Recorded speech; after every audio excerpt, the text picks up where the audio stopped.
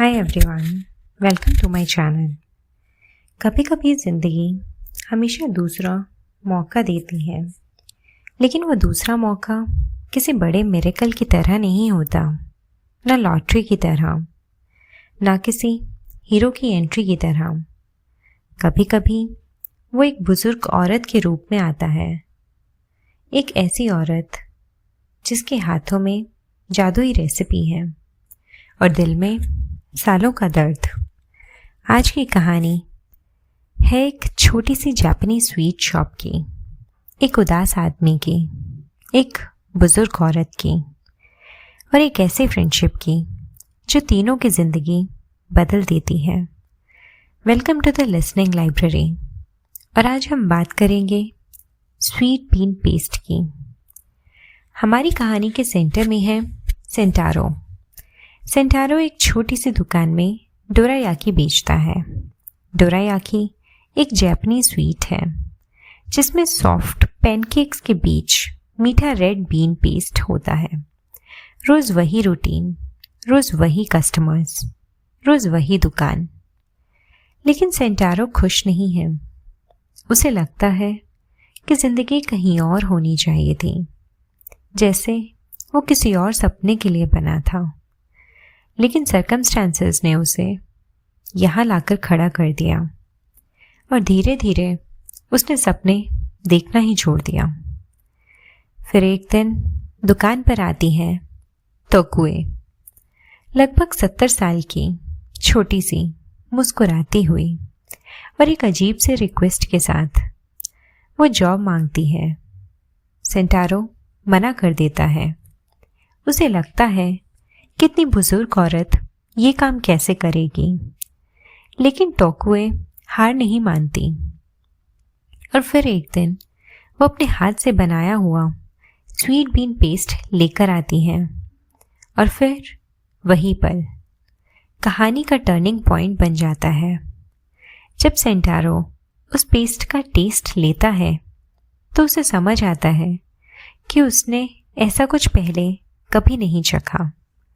उसके लिए ये सिर्फ रेसिपी नहीं, एक कला है, एक डिवोशन है, एक ज़िंदगी भर का एक्सपीरियंस है।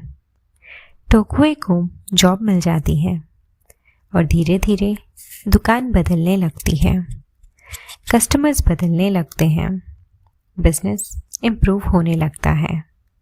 लेकिन सबसे बड़ा बदलाव दुकान में नहीं, सेंटारो के अंदर हो रहा होता है।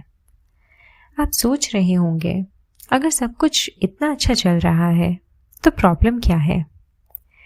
प्रॉब्लम है टोकुए का पास्ट, एक ऐसा पास्ट जिसे सोसाइटी ने कभी माफ़ नहीं किया, एक ऐसा दर्द जो उन्होंने सालों तक अकेले झेला। और जब सेंटारो को सच पता चलता है तो उसे समझ आता है कि टोकुए सिर्फ बीन पेस्ट बनाना नहीं सिखा रही थी, वो उसे जीना सिखा रही थी। टोकुए कहती है कि दुनिया की हर चीज़ एक आवाज़ होती है, बीन्स की भी, हवा की भी, पेड़ों की भी। और अगर हम ध्यान से सुनना सीख लें तो ज़िंदगी बदल सकती है। यहीं से बुक का असली मैसेज सामने आता है। सक्सेस नहीं, फेम नहीं, अचीवमेंट नहीं, बल्कि प्रेजेंस, ग्रेटिट्यूड और डिग्निटी। बुक के एंड तक सेंटारो वही इंसान नहीं रहता जो शुरू में था। उसके सर्कमस्टेंसेस शायद ड्रामेटिकली चेंज ना हुई हो, लेकिन उसका नज़रिया बदल गया। और कभी कभी इंसान की ज़िंदगी बदलने के लिए बस इतना ही काफ़ी होता है। टोकुए भी हमें एक बहुत इम्पॉर्टेंट लेसन देकर जाती है कि चाहे दुनिया आपको कैसे भी जज करे, आपकी वैल्यू कभी कम नहीं होती। और हर इंसान की ज़िंदगी का एक पर्पस होता है, चाहे वो पर्पस कितना ही छोटा क्यों ना लगे। स्वीट बीन पेस्ट असल में स्वीट्स की कहानी नहीं है, ये लोनलीनेस की कहानी है, एक्सेप्टेंस की कहानी है, दोस्ती की कहानी है और उन लोगों की कहानी है जिन्हें दुनिया अक्सर इग्नोर कर देती है, लेकिन जो हमें ज़िंदगी के सबसे बड़े लेसन सिखा जाते हैं। अगर आपको आज की कहानी पसंद आई हो तो वीडियो को लाइक ज़रूर करिएगा, और अगर आप ऐसे ही इमोशनल, हार्ट वार्मिंग और सोल टचिंग बुक्स की कहानियाँ सुनना चाहते हैं तो द लिसनिंग लाइब्रेरी को सब्सक्राइब कर लीजिए। मिलते हैं अगली कहानी में। तब तक थोड़ा धीरे चलिए, थोड़ा ध्यान से सुनिए। क्या पता ज़िंदगी आपसे कुछ कहना चाहती हो। Thank you for listening.